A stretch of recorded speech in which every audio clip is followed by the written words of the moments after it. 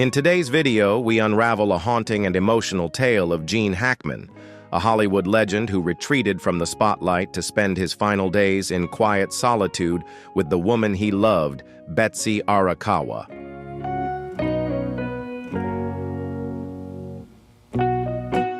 This story goes beyond love. It's a journey shrouded in mystery and unanswered questions.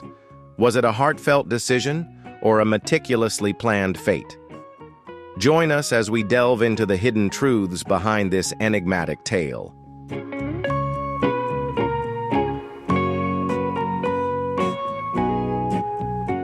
If this story captivated you, don't forget to hit the like button and share it with friends and family to unravel the hidden mysteries behind Gene Hackman and Betsy Arakawa. Subscribe to the channel and turn on notifications so you never miss our latest deep dives. Let us know your thoughts in the comments. We're eager to hear your take on this fascinating tale.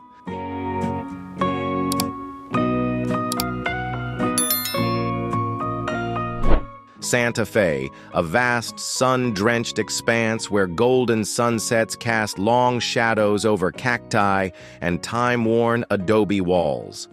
In a quiet corner of this serene landscape, within a modest yet light-filled home, Gene Hackman and his devoted partner, Betsy Arakawa, embraced the tranquility of their later years. At 95, Hackman remained resilient, his once magnetic Hollywood presence still flickering in his sharp gaze and the quiet confidence of his smile. Each morning, he brewed a cup of green tea, stepping onto the porch to welcome the first rays of sunlight. His daughter, Leslie Ann Hackman, called these her father's golden days, not in farewell, but as a tribute to his enduring spirit. To her, those final years were not a slow fading, but a continuation of the strength and vitality with which he had always lived.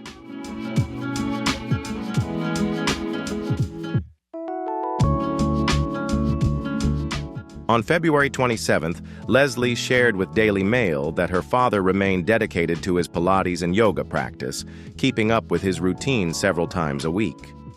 Even at 95, Gene Hackman stayed true to his daily exercises. In the corner of the living room, a neatly rolled dark blue yoga mat and a silver Pilates ball sat as quiet testaments to his tranquil morning rituals, symbols of his unwavering discipline and commitment to well-being.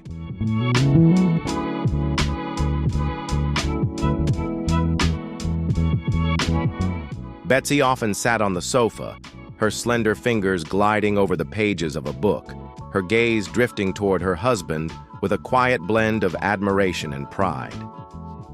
Gene and Betsy's love story began in the 1980s, following his failed marriage to Faye Malt. In Betsy Arakawa, a poised and elegant classical pianist, he found comfort and companionship. Their romance didn't unfold with grand gestures or Hollywood fanfare. There were no red carpets, just countless conversations and quiet moments, with Betsy watching from the sidelines as Gene devoted himself to his final film projects.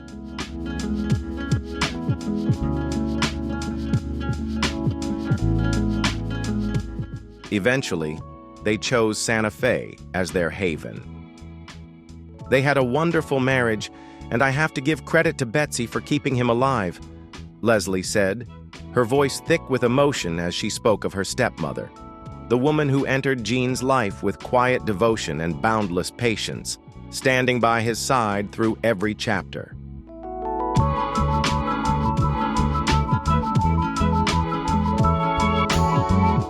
For 33 years, Gene and Betsy crafted a quiet, secluded world filled with peace. Their days were spent tending to their garden, strolling together at dusk, and letting Betsy's delicate hands bring classical sonatas to life on the wooden piano in their living room. Leslie once joked that some days her father and Betsy didn't need words. They could understand each other with just a glance. Gene had never been fond of noise, especially after leaving Hollywood behind. He found happiness in life's simplest moments. A morning cup of coffee, a fresh novel from the local bookstore, or standing by the window watching the last golden light fade over the wildflowers in their Santa Fe garden. He was no longer the legendary Gene Hackman, but simply an old man embracing the quiet beauty of each passing day.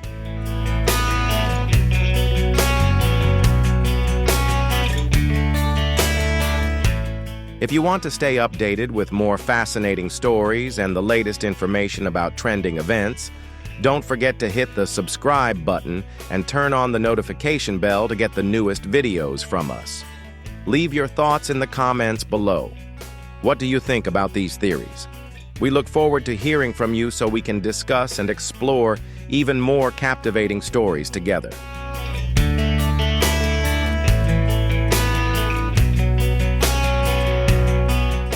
Yet, within that peaceful existence, shadows gradually began to emerge. No one could pinpoint exactly when it began, but Leslie admitted that despite her father's strong health, an unsettling feeling lingered, something she couldn't quite define. At times, his voice took on a deeper tone. His gaze seemed more distant, as if Gene was carrying a silent truth, locked away in the depths of his mind.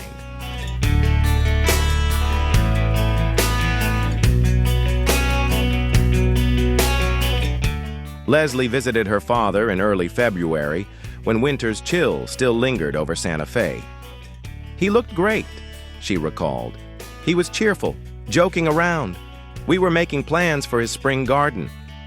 She never imagined it might be the last time she'd hear his warm laughter in that little house. There were no signs of frailty or illness. Gene Hackman remained the man he had always been, strong, full of life, carrying an unspoken secret within him. Betsy, too, was unchanged, her gentle smile and soft voice filling the air as she called his name.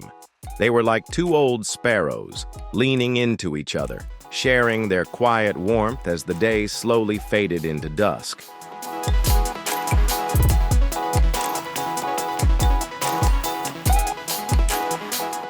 When whispers of Gene and Betsy's past began to surface, Leslie struggled to process what she was hearing. It felt too sudden, too unreal.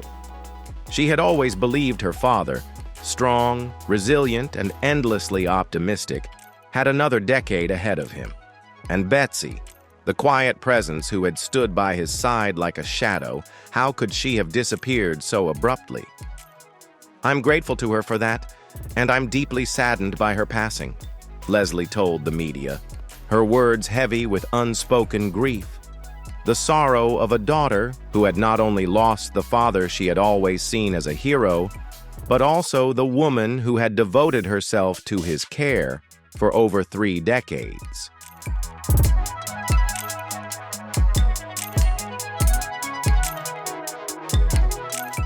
Beyond the window, the last light of Santa Fe's winter slowly dimmed. Gene Hackman, the man who once commanded Hollywood, was now a figure woven from unfinished stories and unspoken truths, fading quietly into the encroaching darkness. And somewhere in the soft evening breeze, the lingering notes of a piano still drifted, the final love song of Gene and Betsy echoing through the soul of Santa Fe.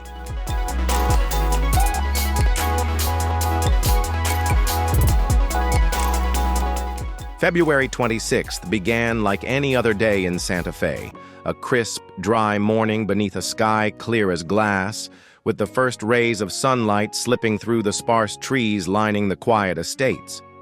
But behind the closed doors of house number 34, where Gene Hackman and Betsy Arakawa lived, an unsettling mystery lay in wait, ready to be revealed.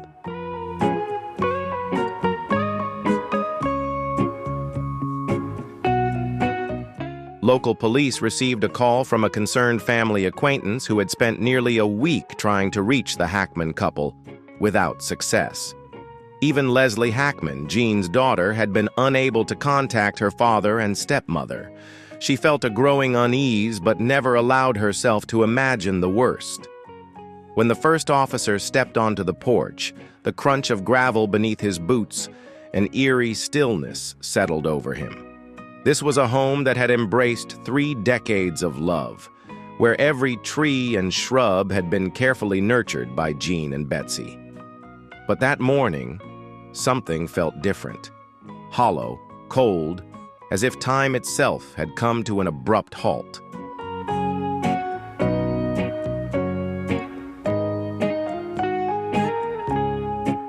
Behind the dark wooden door, the lock was undone, a small detail that made the officer hesitate for a moment.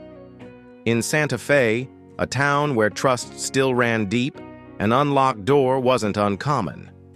But for Gene Hackman, a man known for his caution, it felt out of place. As the door creaked open, he wasn't met with the familiar warmth of home, the scent of food or Betsy's delicate perfume, but instead a thick, heavy air. It carried the aroma of aged wood, the damp stillness of a house sealed for too long, and something else, faint, elusive, yet eerily familiar.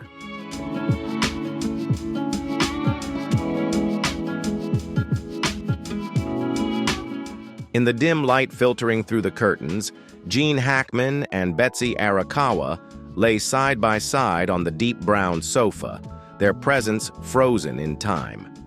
Betsy's head rested gently on Gene's shoulder, as if they had simply dozed off after an afternoon of reading or reminiscing about their garden. At their feet, their small dog, their faithful companion for years, was curled up, its head resting on Gene's hand, eyes half closed in quiet devotion. There were no signs of struggle, no injuries, no shattered silence, only an unsettling stillness, as if the entire room had been captured in a painting of a perfect afternoon's end. On the coffee table beside them, an open bottle of prescription pills sat undisturbed. Its careful placement, not rushed, not chaotic, felt like a quiet detail in a larger puzzle, one that was just beginning to take shape.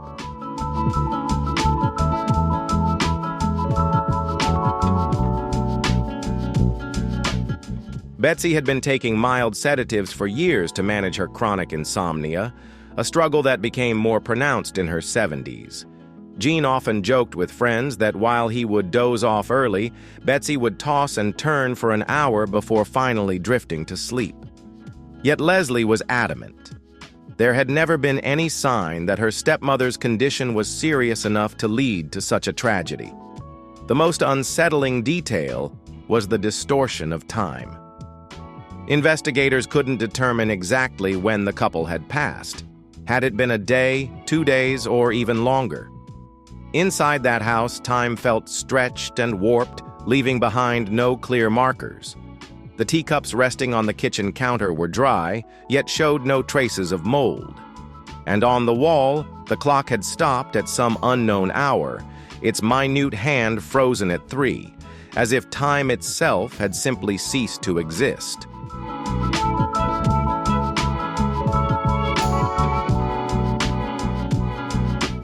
When the forensic team arrived, they could offer only tentative theories. There were no signs of forced entry, no break-in, no struggle, nothing out of place. Yet no one dared to label this a routine case. A heavy silence filled the house, dense and suffocating, as if the very walls held onto secrets they refused to surrender. When Leslie Hackman received the news, she rushed to Santa Fe, unable to process the words spoken to her over the phone. The father she had always known as strong and unwavering now lay motionless beside the woman he adored, on the very sofa where they had spent countless hours lost in conversation, reminiscing about books, old films, and memories only they shared.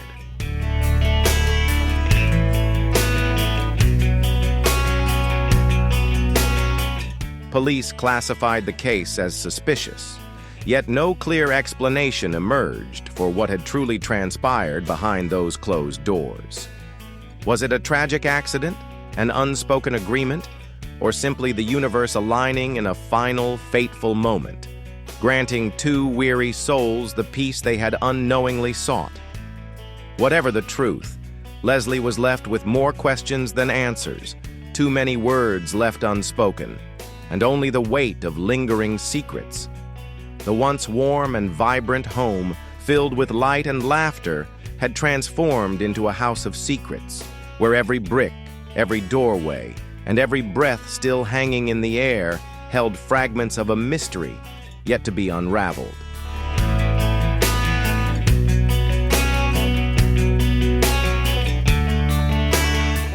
On the night of February 26th, the house stood open, yet the secrets within might never be fully revealed.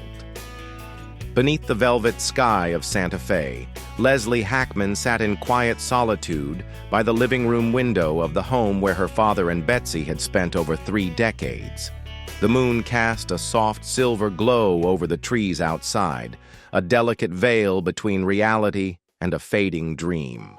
The world outside was silent, but within Leslie 1,000 voices screamed. She had chosen to stay in the house that night, after the scene had been cleared, after her father and stepmother's bodies had been taken away. The emptiness was suffocating, an eerie void that clung to every corner.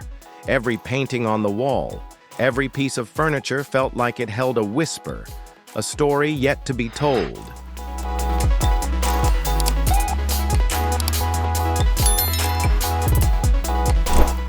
Leslie wasn't superstitious, but she believed in signs.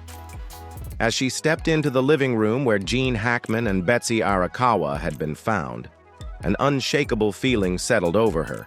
The truth wasn't as straightforward as the police had suggested.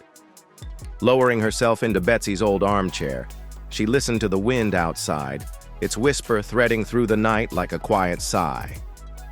Memories flooded her mind, but one stood out. A conversation from years ago. She had once asked Betsy, "Who will take care of whom if Gene becomes frail?" Betsy had smiled softly, yet her voice carried the weight of something unspoken. "I don't want to be left behind. I can't imagine this house without him."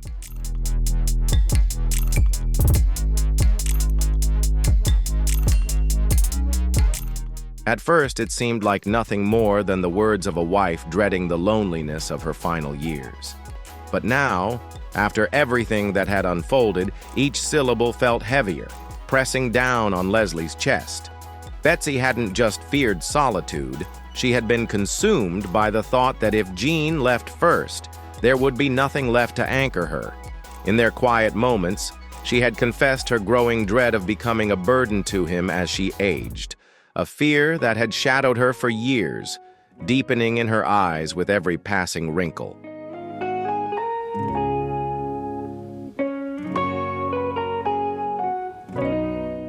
Leslie had never been one to pry into her father and stepmother's private lives, but when she accidentally spotted Betsy's prescriptions on the kitchen table, a wave of unease crept over her. It wasn't just the usual mild sedatives.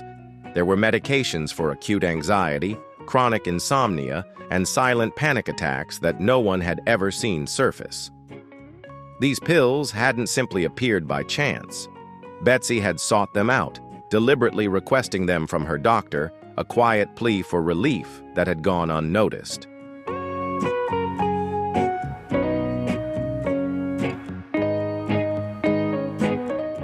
She had always been gentle, meticulous, and unfailingly warm in front of others. But now, sitting alone in the hollow silence of the house, Leslie wasn't so sure. Had their quiet existence hidden something deeper? A secret meant only for the two of them? Old whispers resurfaced in her mind. Back in the 90s, when Gene first spoke about leaving Hollywood behind to embrace a simple life with Betsy, she had once made a remark that her closest friends never forgot. "If one of us goes, the other will follow." At the time, no one gave it much thought, dismissing it as a romantic sentiment, "till death do us part." But now, as she sat in the cold, empty house, Leslie couldn't ignore the fragments falling into place, forming a picture she never wanted to see.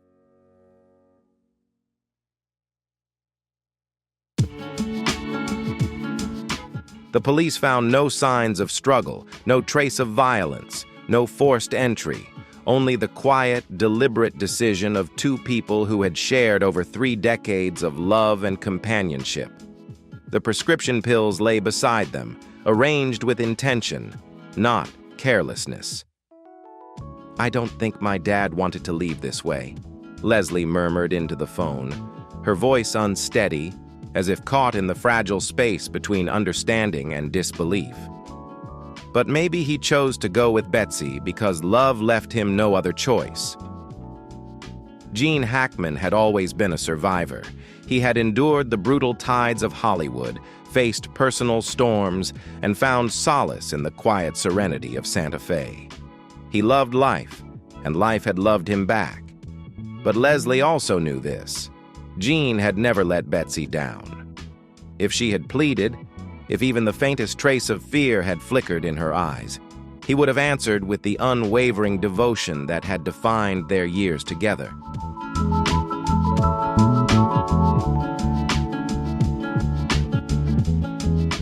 Some mysteries are never meant to be unraveled. Some truths belong only to the souls who carry them, forever sealed in the silence between two hearts.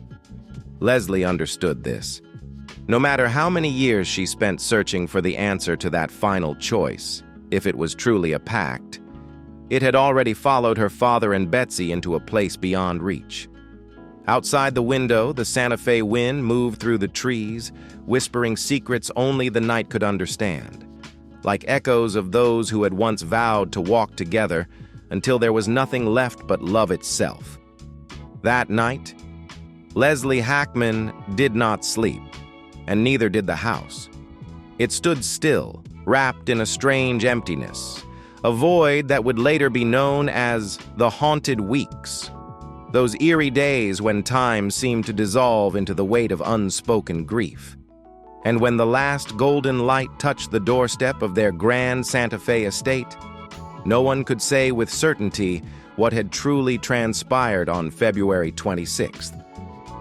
When the bodies of Gene Hackman and Betsy Arakawa were discovered, their loyal dog resting beside them, the Santa Fe police found themselves standing before a scene both haunting and heartbreakingly serene.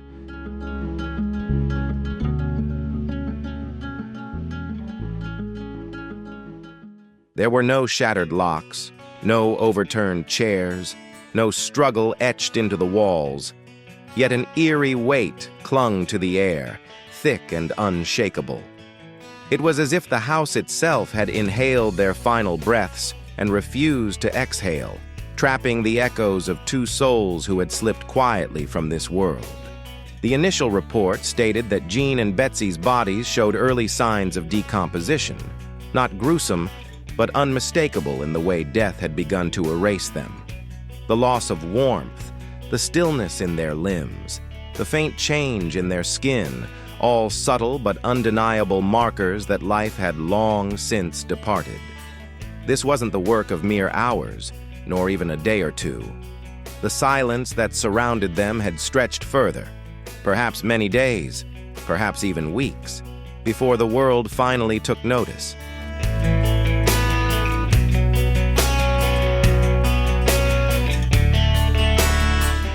This ambiguity opened a new door, a door leading into the darkest part of this story. The police knocked on every door, asking each neighbor when they last saw Gene and Betsy. The answers were strangely uniform. I'm not sure. It feels like it's been a while. I don't think I've seen anyone come or go since mid-February. The door was always closed, the curtains drawn shut.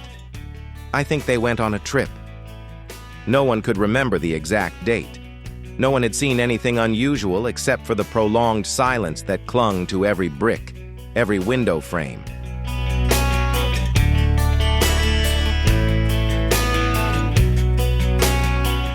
Calls from friends and family, messages of concern, invitations to meet, all fell into emptiness, with no response, no refusals, only absolute silence, as if the house had become a tomb, burying the once lively people that friends had known. The police reviewed footage from the security cameras at the gate of the estate. The last data recorded was on February 13th, a short video showing Gene Hackman in a silver-gray sweater, slowly stepping onto the porch to collect the morning mail. He looked around the garden, bent down to pet the loyal old dog, then turned and went back inside, the door closing behind him.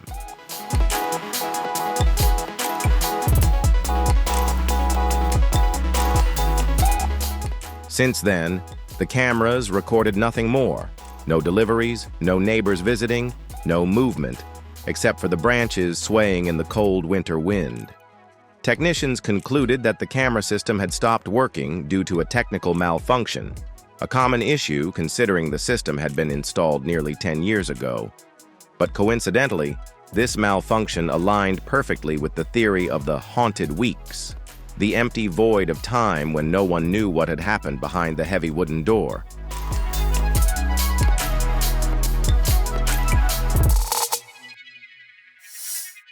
There was no trace of the last meal, the dishes in the kitchen were empty, and the refrigerator was neatly arranged with no sign that anyone had recently cooked or cleaned. The bed was made, the pillows arranged neatly. Everything was perfectly tidy, to the point of being strange, as if Gene and Betsy had prepared everything for the house to become their final resting place. The police found a small notebook on the nightstand.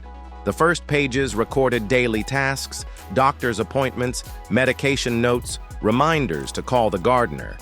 But on the final pages, the handwriting began to change, slanted, with fragmented lines, like messages to themselves.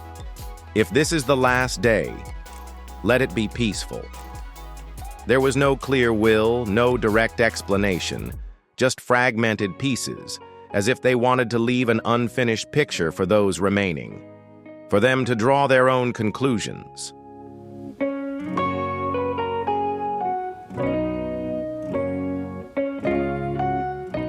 What did they do in their final weeks? Perhaps Gene and Betsy sat together on the window seat in the living room, looking out at the garden where flowers still bloomed despite the harsh winter. Maybe they played the classical pieces they both loved, those melancholy sonatas by Chan or the gentle piano melodies Betsy had played when she was young. Perhaps they simply sat in silence, hand in hand, needing no more words, for after more than 30 years together, words were no longer necessary, and maybe, together, they made the final decision, not loudly, not fearfully, just two people who had completed their journey, choosing to leave together, closing the door on their lives in the house that had been their home.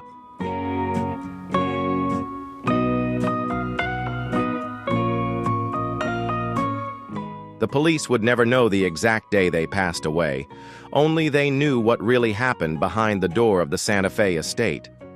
But what Leslie Hackman felt as she stood in the empty house was an elusive presence, as if the shadows of Gene and Betsy were still there, quietly watching, smiling at their daughter standing in the midst of the unfinished picture they had left behind.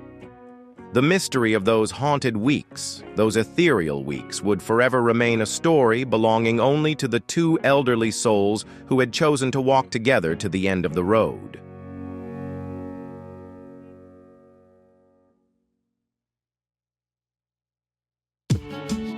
From the moment Leslie Hackman stepped through the door of the Santa Fe estate, where her father, the legend Gene Hackman, and Betsy Arakawa were discovered, a strange feeling clung to her. Sadness, of course, but beneath the layers of sorrow, there was a small voice constantly whispering in her ear, "Something's not right." At first, she dismissed the thought. Betsy had been with Gene for over 3 decades, caring for him, worrying for him, loving him in ways Leslie couldn't. But the longer she looked at the eerily quiet house, the scattered pill bottles on the nightstand, the prescriptions Betsy had kept separately, the more her doubts grew.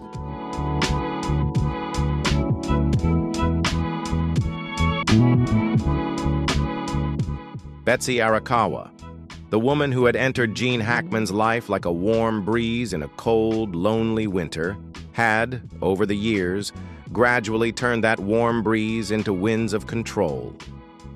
Leslie remembered the times she visited her father when Betsy tried to hide her obvious discomfort. Anyone who approached Gene for too long was scrutinized by Betsy, even Leslie, Gene's only biological daughter from his first marriage. Betsy was jealous of Leslie, a sentiment that seemed unbelievable, but Gene's close friends had all spoken of it. Betsy viewed Gene as her personal possession. The fear of losing him made her more reclusive, closing off the family, holding on to a small world where only she and Gene existed as the two sole beings.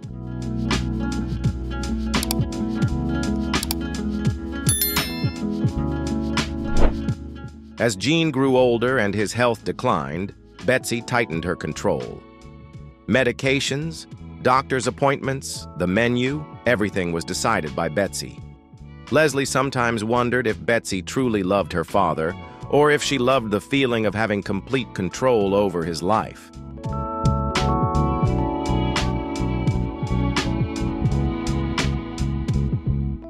When the Santa Fe police released the list of prescription medications found in the house, Leslie shuddered. Heart medication, blood pressure pills. Of course, these made sense for Gene's age, but mixed in with the familiar prescriptions were a series of strong sedatives, even high-dose painkillers, medications typically prescribed to patients with terminal illnesses. Gene wasn't suffering from cancer. Gene wasn't terminally ill. So why had Betsy requested these kinds of medications from the doctor?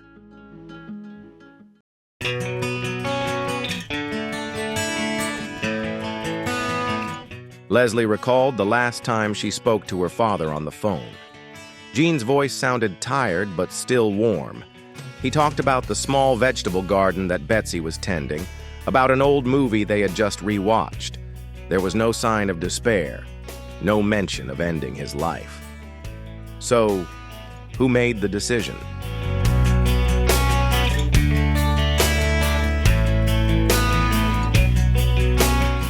From old messages that Leslie found on Betsy's phone, the first clue appeared in December of the previous year. Betsy texted a close friend, "I'm afraid to live if Gene dies before me. I can't imagine a day without Gene by my side." In January, she texted again, "If I could, I would just want us to leave together, hand in hand."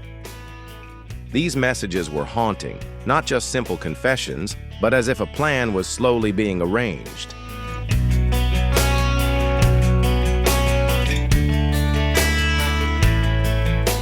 Did Betsy ever tell Gene about that fear? Or did she plant in his mind the beautiful image of a shared ending, where two elderly souls walk hand in hand through the final threshold? The police found a bottle of pills beside Betsy with a few remaining, but they couldn't determine who took the pills first. Did Gene willingly do it? Or did Betsy persuade him with sweet words or desperate tears? Or worse, had Betsy slipped the pills into the tea, into the warm soup she made every night, so that Gene never realized that each sip, each bite, brought him closer to the death that had already been arranged?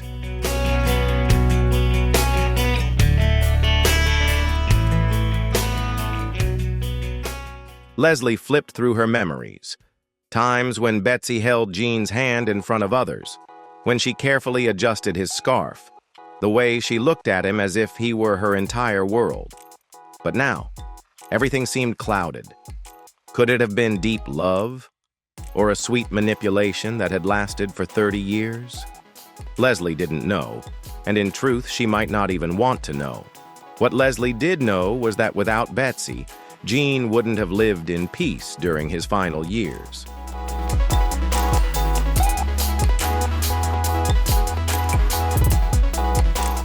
Betsy loved Gene in her own way, a love that was obsessive and possessive, but it was that very love that ensured Gene was cared for with every meal, every nap. Yet at the same time, Leslie couldn't shake the fear that it was that same love that ended Gene's life. How much did Betsy love Gene? Enough to care for him until the very end, or enough to decide how he would leave?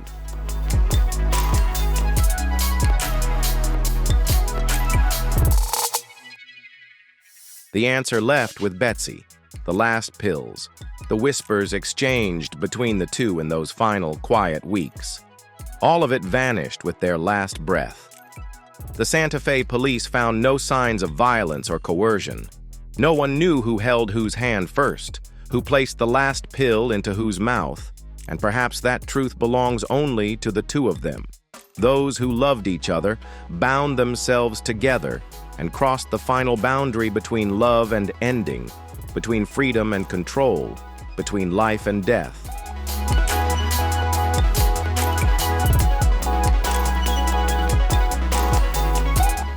In cases of double deaths, there is often something found: a handwritten note, a few text messages, or at least some signs leading up to it. But here, there was nothing. No letter from Gene, the man who had spent his life playing strong, intelligent, and resilient characters on screen. No explanation from Betsy, the woman who always appeared gentle but carried fears no one could see. They left in complete silence. What remained were only the silent pills, a few empty pill bottles, some sleeping pills scattered on the table, a few empty glasses by the bed.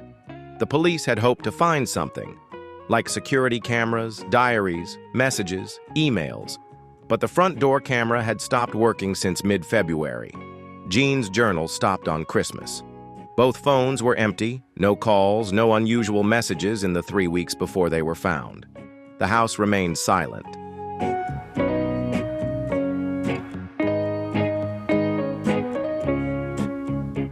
The preliminary conclusion from the Santa Fe police suggests that this was likely a consensual death based on the evidence and medical records they had reviewed. There were no signs of Gene Hackman resisting, no signs of a struggle.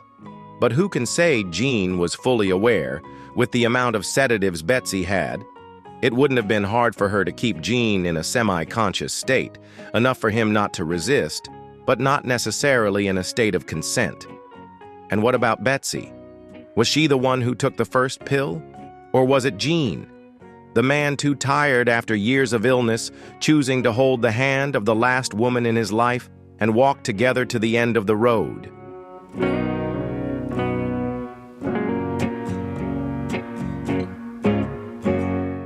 The answer will forever be buried beneath the land of Santa Fe. From a beautiful house admired by architects for its blend of Southwestern American and Japanese styles, Gene and Betsy's villa has now become the haunted house of Santa Fe.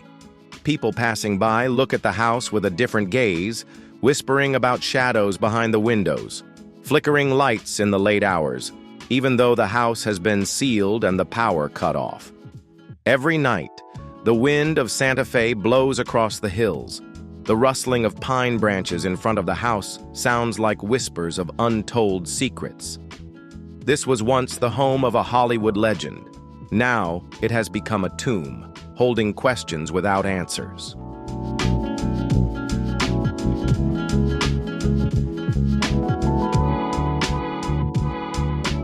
Gene Hackman was Popeye Doyle in The French Connection.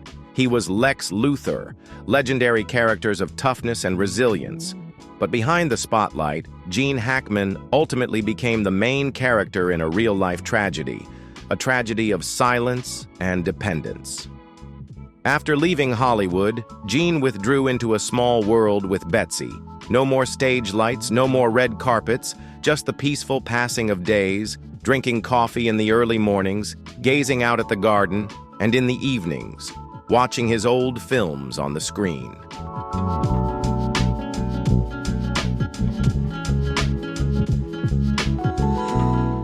Gene Hackman ended his life as a frail old man, holding the hand of a wife consumed by a fear of loneliness, together leaving this world.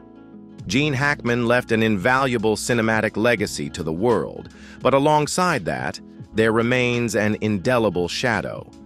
The image of Gene Hackman not on the screen but in the bed, his cold hand, and Betsy, surrounded by the scent of sedatives and the deadly silence, haunting even those who once admired him. Betsy, the woman once hailed as Gene's last love, is now enveloped in questions. Love or control, care or manipulation, partner or coercion. No one answers, no one knows, and perhaps no one truly wants to dig deeper.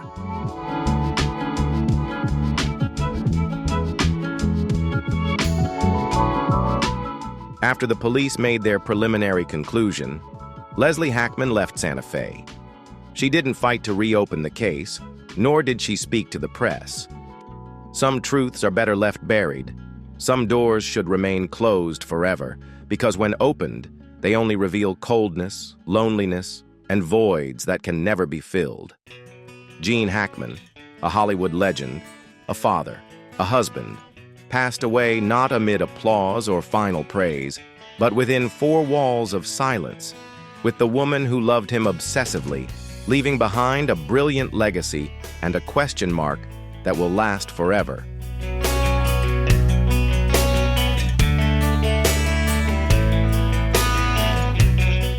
Leslie always believed that after his first failed marriage, her father deserved a peaceful love.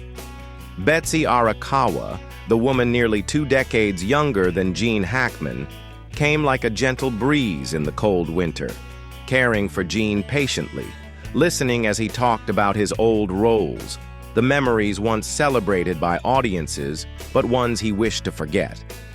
Yet even Leslie couldn't deny that there were moments when she felt Betsy loved Gene to the point of possessing him.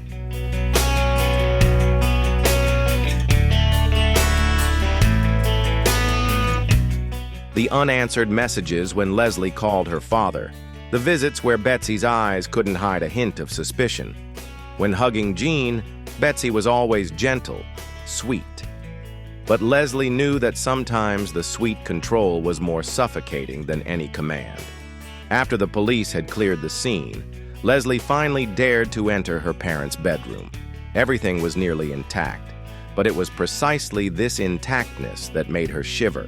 A glass of water by the bedside, a bottle of sedatives neatly placed, the blanket folded halfway as if someone had woken up and changed their mind. There were no signs of a struggle, no screams or signs of fear, only silence. The terrifying silence of 2 people waiting to leave together.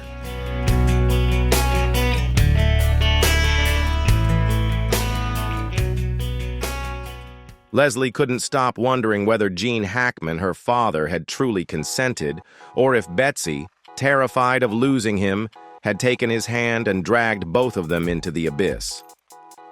Betsy loved Gene, no one could deny that. But how much did she love him?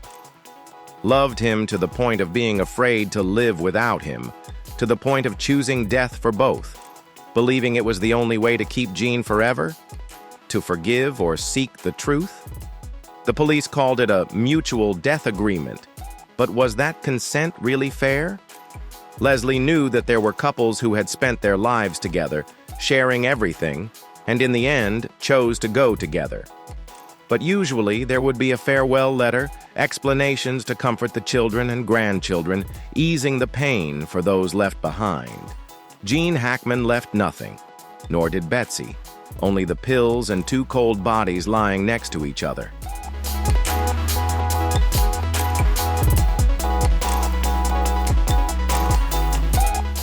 What could Leslie do? Reopen the case? Force the police to investigate further when she knew it wouldn't change the outcome? Or close everything with a prayer, praying for her parents to rest in peace, leaving the secrets behind the Santa Fe door forever? Before the empty house where her parents once lived, Leslie whispered a prayer. Not for justice, not to uncover the final truth, but for forgiveness.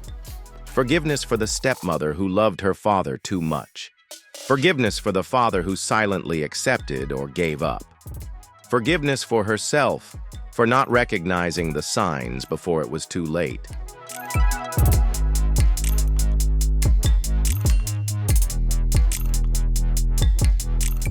The Santa Fe wind blew again, carrying with it the quiet prayers of a daughter standing between forgiveness and the longing for truth. She didn't need to know who took the first pill. She only hoped that in another world, Gene Hackman could smile with relief, and Betsy could love without fear. The door of the house closed behind Leslie. The secrets of Santa Fe slept peacefully. The story ended, but the pain and love would forever remain.